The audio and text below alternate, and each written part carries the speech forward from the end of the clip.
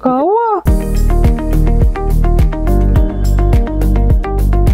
अगर आप समझते हैं कि सिर्फ इंसान ही घर का हिस्सा होते हैं तो आज की कहानी आपका नजरिया बदल सकती है। लाहौर की रिहायशी नादिया, जिनके लिए जानवर सिर्फ पालतू जानवर नहीं बल्कि उनकी फैमिली का हिस्सा हैं।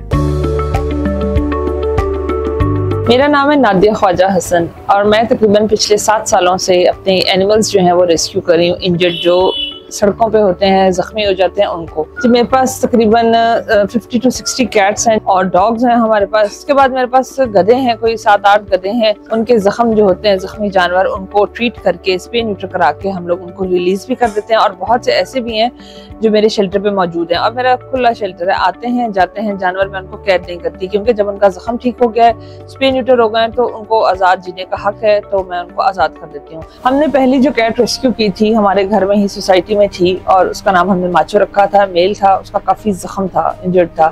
उसको हमने ठीक करवा के तो इधर ही छोड़ दिया था। फर्स्ट कैट हमारी माचो था और फर्स्ट जो हमने ब्रीड की डॉग जो रेस्क्यू की थी वो हम एक्चुअली कोई गुमी हुई डॉग ढूंढ रहे थे, उसके वजह से हमें मिल गई थी किसी की गुमी हुई, वो भी हमने रेस्क्यू कर ली थी और उसका नाम हमने सुशी रखा था।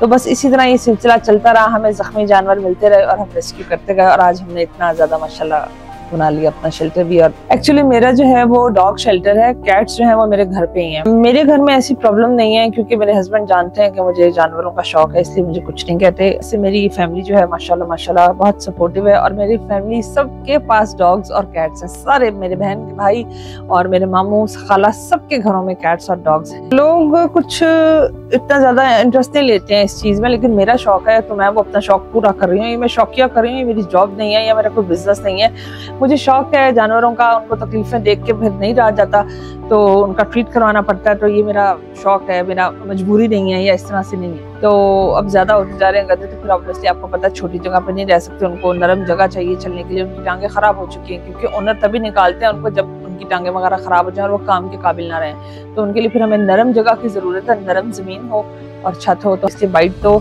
अभी तक मेजर इंजरी कोई नहीं हुई, लेकिन हल्की फुल्की काट लेना और नाखून लग जाना ऐसा होता रहता है। कैट्स जो है अटैक करती हैं, डॉग्स मुझे इतने ज्यादा डिफिकल्ट नहीं हुआ रेस्क्यू करना। तो कैट्स जो है वो दिन में 3-4 दफा जब आती हैं, हमारा किचन है इस तरफ, वहां से वो आती हैं और खाना खाती रहती हैं। पूरा दिन इनका लंगर जो है वो चलता रहता है।